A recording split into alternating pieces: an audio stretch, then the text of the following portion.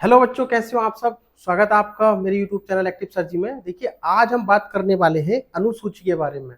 और इसमें से एक ना एक सवाल जरूर आता है एग्जाम में, तो आज हम अनुसूची के बारे में जानेंगे और बहुत आसानी से समझने की कोशिश करेंगे कि अनुसूचियां हैं क्या। ठीक है, तो इसका हम देखिए, सबसे पहले हमने यहाँ पर लगाया है अनुसूचियों संविधान की अनुसूचियां। यहाँ पर पढ़ते हैं हम। सबसे पहले देखिए, सबसे पहले है प्रथम अनुसूची। तो प्रथम अनुसूची में है राज्यों के नाम और उनके न्यायिक क्षेत्र। दूसरी बात की गई है संघ राज्यों क्षेत्रों के नाम और उनकी सीमाएं। आर्टिकल यूज होता है इसमें, आर्टिकल 1 और 4। ठीक है, तो इसको हमें याद रखना है। राज्यों की बात की गई है यहाँ पर, राज्यों के नाम उनके न्यायिक क्षेत्र की।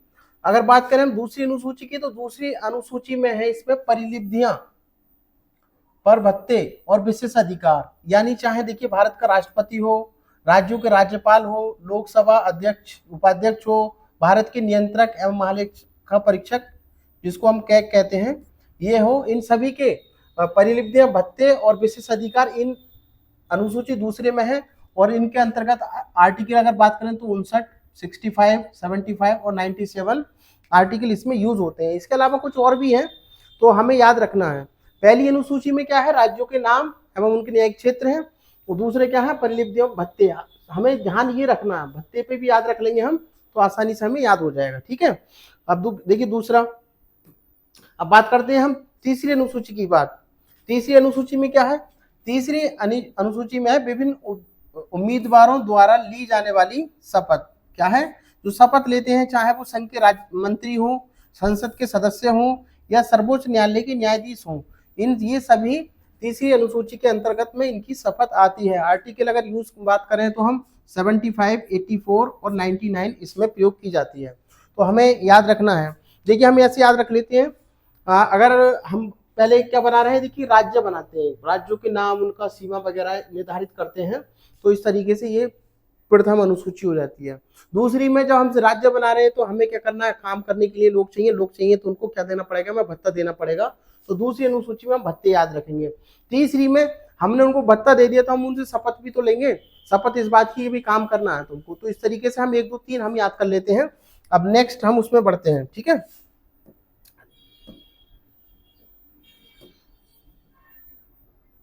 अब देखिए बढ़ते हैं आगे, यहाँ पे आ जाते हैं। अब देखिए यहाँ पर क्या है, चौथी अनुसूची है। चौथी अनुसूची में क्या है, राज्यों और केंद्र शासित प्रदेशों के सीटों का बंटवारा। आर्टिकल यहाँ पर कौन सी, 4 और 80 का प्रयोग होता है। तो यहाँ पर अगर हम पूछे कि इसमें अनुसूची 4 में क्या है, तो राज्यसभा सीटों का बंटवारा है, ये हमें याद रखना है। उसके बाद देखिए 5वीं अनुसूची है। तो यहाँ पर अनुसूचित और जो जनजातीय क्षेत्रों के प्रशासन, अनुसूचित और जनजातीय क्षेत्रों के प्रशासन के बारे में बात की गई है, तो हम याद रखेंगे 5वीं अनुसूची। उसके बाद है छठी अनुसूची। छठी अनुसूची में देखिए आसाम, मेघालय, त्रिपुरा और मिजोरम। इसको मैंने बताया था कैसे याद रखना है हमें, AMTM, आसाम, मेघालय, त्रिपुरा, मिजोरम, AMTM राज्यों के जनजातीय क्षेत्रों का क्या है, प्रशासन है। क्या है, प्रशासन है छठी अनुसूची में। 7वीं अनुसूची बहुत काम की अनुसूची है। इसमें क्या दे रखी है, यहाँ पर देखिए जैसे कुछ कानून बनाने पड़ते हैं, कुछ सेंटर बनाता है, केंद्र बनाता है, कुछ राज्य बनाता है, और कुछ ऐसे हैं जो केंद्र राज्य दोनों बना सकते हैं कुछ मुद्दों पर। तो इन सूचियों का बंटवारा यानी किसमें, 7वीं अनुसूची में, यानी राज्यों और केंद्र के मध्य शक्तियों का विभाजन है। ठीक है, अगर मान लो जैसे कि बांट होता है, या किसी भी स्वास्थ्य है, या कोई भी कानून अगर हमें बनाना है, तो कुछ ऐसे चीजें हैं जिन पे केवल संघ बनाएगा, कुछ ऐसे हैं जिस पर राज्य बना सकता है, और कुछ नियम कानून ऐसे हैं जो कि दोनों बना सकते हैं, संघ भी बना सकता है और राज्य भी बना सकता है। तो ये 7वीं अनुसूची हो जाती है। तो हम एक बार रिवाइज कर लें। पहली अनुसूची में क्या था, राज्य था। दूसरे में क्या था, दूसरी में भत्ता। तीसरे में क्या था, शपथ। चौथे में राज्यसभा सीटों का बंटवारा। और 5वीं में अनुसूचित जनजातीय क्षेत्रों का जो प्रशासन है वो। और छठी में AMTM यानी आसाम, मेघालय, त्रिपुरा, मिजोरम में प्रशासन। और 7वीं में राज्य और केंद्र के मध्य शक्तियों का विभाजन। तो इस तरीके से हम 7 तक पहुंच गए। हमारी वहां टोटल कितनी है, 12। तो थोड़ा सा और आगे बढ़ते हैं हम।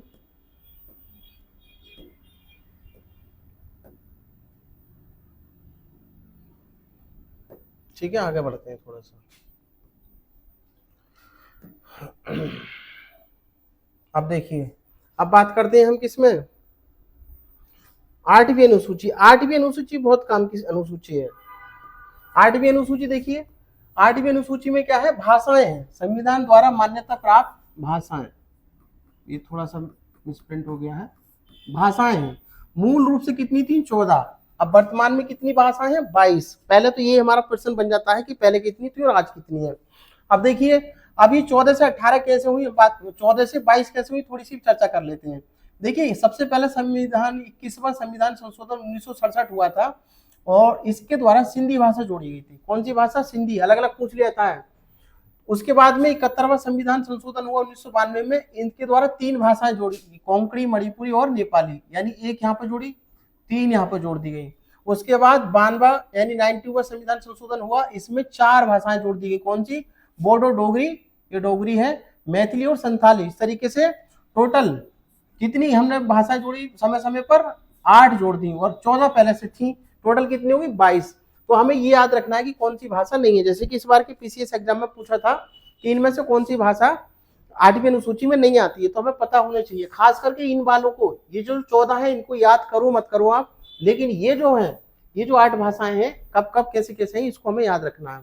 अब आते हैं नवीं अनुसूची पर। नवीं अनुसूची क्या है, देखिए, नवीं अनुसूची में है भूमि सुधार या जमींदार प्रणाली उन्मूलन। इसका क्या हुआ, ये नवीं अनुसूची पहले संविधान संशोधन के द्वारा इसको न्यायिक समीक्षा के अंतर्गत लिया गया। पहले भूमि सुधार में न्यायिक कोई भी कानून है तो उसको जुडिशियल रिव्यू नहीं कर सकते थे, लेकिन उसके बाद में पहले संविधान संशोधन के द्वारा न्यायिक समीक्षा की जा सकती है। उसके बाद देखिए 10वीं अनुसूची आई। 10वीं अनुसूची, यहाँ पर इसको लिया दल बदल।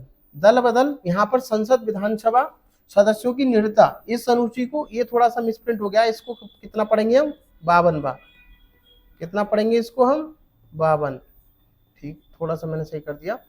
52वां संविधान संशोधन 1985 द्वारा जोड़ा गया। ठीक है, बहुत बार पूछा गया है कि दल बदल का जो कानून है वो कौन सी संविधान संशोधन, तो 52, मैंने तो उसको सही कर दिया है, 52वां संविधान संशोधन द्वारा इसको सही, मतलब दल बदल को। क्योंकि पहले क्या करते थे, निर्दलीय से जीते फिर किसी भी पार्टी में जाके घुस गए, तो वो अब ऐसा नहीं चलेगा भाई।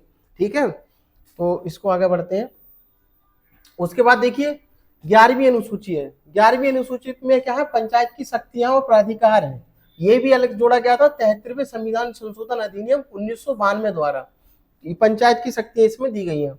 उसके बाद 12वीं अनुसूची है। 12वीं में क्या है, ये न्यायपालिका नहीं है, क्या है, ये नगर पालिका है। तो नगर पालिका की शक्तियां व प्राधिकार इस 12वीं अनुसूची में दिए गए हैं। और इसको कब जोड़ा गया था, 74वें संविधान संशोधन अधिनियम 1992 द्वारा जोड़ा गया था। तो ये हमें संविधान संशोधन भी याद रखने हैं। थोड़ा सा हम जल्दी से आप इसको रिवाइज कर लेते हैं। देखिए, पहले नंबर पे क्या था, पहली अनुसूची में है राज्य। राज्य हम बना रहे हैं। दूसरी अनुसूची में जब राज्य बनेगा तो उसमें काम करने के लिए व्यक्ति चाहिए, और व्यक्ति चाहिए तो उनको क्या चाहिए, भत्ता चाहिए। तो दूसरी अनुसूची में क्या है, भत्ता है। तीसरी अनुसूची में हमने आदमी रख लिए काम करने के लिए, तो उनके लिए क्या चाहिए, उनसे हम शपथ भी लेंगे, शपथ लेंगे, शपथ। तो इस तरीके से 3 हो गई। फिर उसके बाद चौथी अनुसूची आती है जिसमें राज्यसभा सीटों का बंटवारा है। इस तरीके से बंटवारे से याद रखिए कि हमने काम उनको बांट दिया। फिर 5वीं अनुसूची में क्या है, 5वीं अनुसूची में जो अनुसूचित जनजातीय क्षेत्र है उनका प्रशासन की बात की गई है, अनुसूचित और जनजातीय क्षेत्र। उसके बाद 6ठी अनुसूची में 4 राज्य, असम, मेघालय, त्रिपुरा, मिजोरम, जिसको हम AMTM से याद रखेंगे, तो उनका क्या है, प्रशासन है। 7वीं अनुसूची में संघ सूची, राज्य सूची, संवर्ती सूची, इसके बारे में बताया गया है, यानी शक्तियों का बंटवारा है, विभाजन है केंद्र और राज्य के बीच में। 8वीं अनुसूची में क्या है, 8वीं अनुसूची में भाषाएं हैं। मूल रूप से पहले कितनी थी, जब संविधान में, तो 14 थी, अब कितनी है, 22, यानी 8 भाषाएं संविधान संशोधन के द्वारा समय समय पर जोड़ी गई हैं। 9वीं अनुसूची में क्या है, भूमि सुधार है। भूमि सुधार पहला संविधान संशोधन हुआ था तो इसको जुडिशियल रिव्यू में ले आए हैं। 10वीं अनुसूची में दल बदल है, जिसको 52वां संविधान संशोधन 1985 द्वारा जोड़ा गया है। और 11वीं अनुसूची में क्या है, नया पंचायत है। 11वीं अनुसूची में क्या है, पंचायत की शक्तियां हैं। और 12वीं अनुसूची में क्या है, नगर पालिकाएं हैं, नगर पालिकाएं की शक्तियां और विशेष अधिकार है। इस तरीके से 12 अनुसूचियां हमने तैयार कर ली। दोस्तों, कहानी की तरह आप याद रखिए। तो ये आपको कैसी लगा वीडियो जरूर बताना, अच्छा लगा तो इसको शेयर कर दें। ठीक है, नमस्कार।